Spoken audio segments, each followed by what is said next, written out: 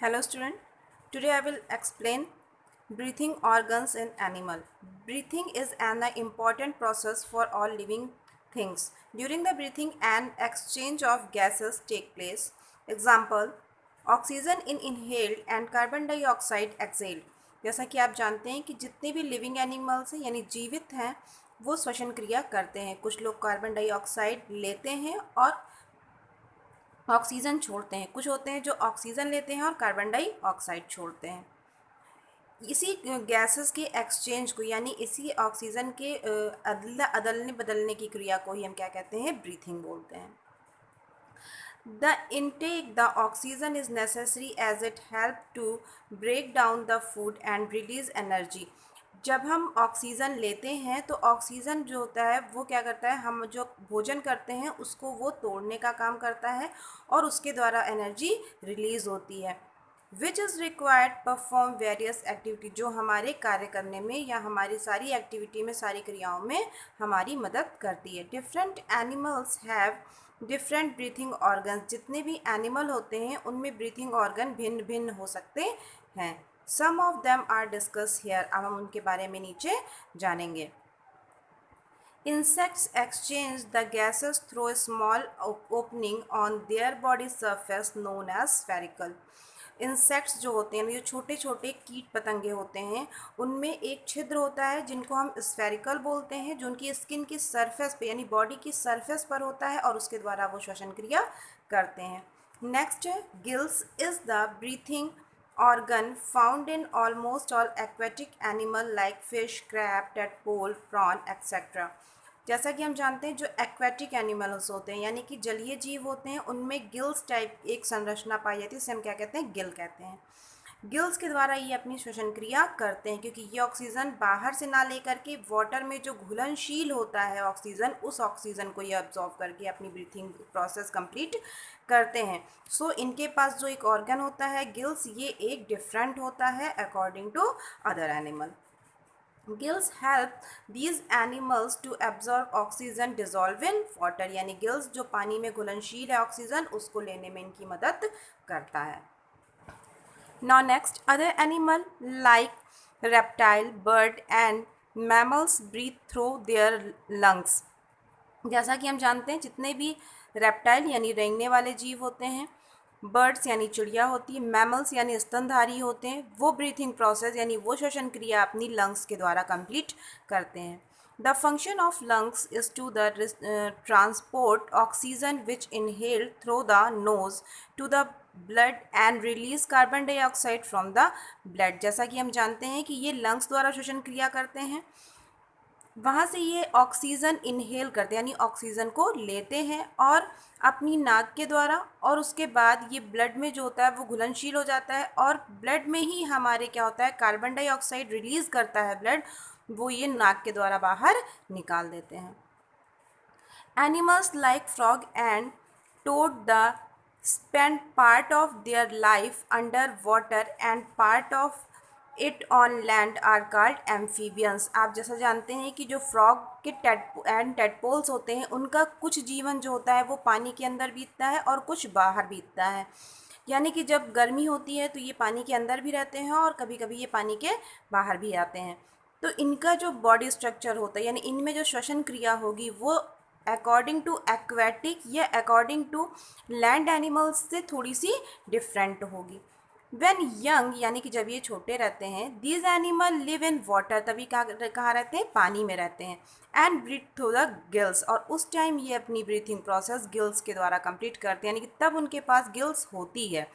As adult यानी जब ये बड़े होते हैं, the breathe through lungs and land on moist skin in water.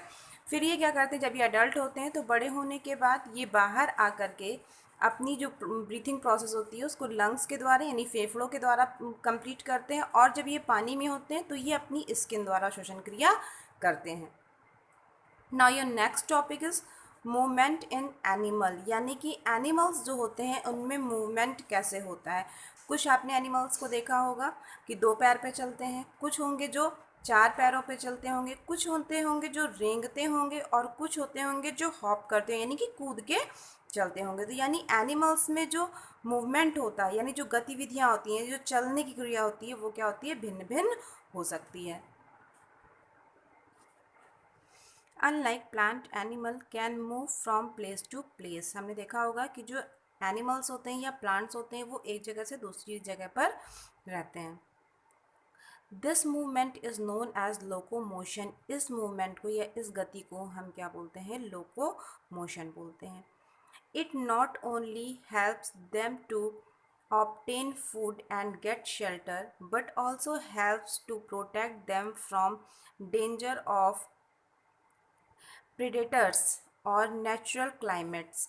ये क्या होते हैं, एक जगह से दूसरे स्थान पे सिर्फ खाने के लिए या अपना आश्रय ढूंढने के लिए ही नहीं जाते हैं, बल्कि ये अपने आप को प्रोटेक्ट भी करते हैं या अपने आप को बचाते भी हैं डेंजर शिकारी लोगों से या फिर जो नेचुरल क्लाइमेट जो प्राकृतिक आपदा होती है उससे भी ये अपने आप को बचाते हैं।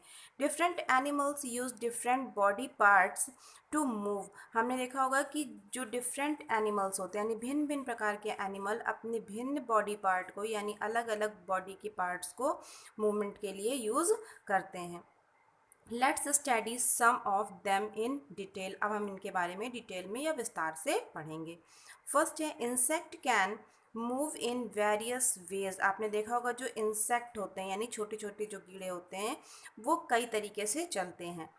They can walk, jump, fly, hope और क्रो। आपने देखा होगा कि वो वॉक करते हैं यानी कि चलते हैं, जंप करते हैं यानी कि कूदते हैं, फ्लाई यानी कि उड़ते भी हैं, होप होप मतलब होता है उछलना या कूद कूद के चलना, और क्रोल क्रोल मतलब होता है कि धीरे धीरे से चलना।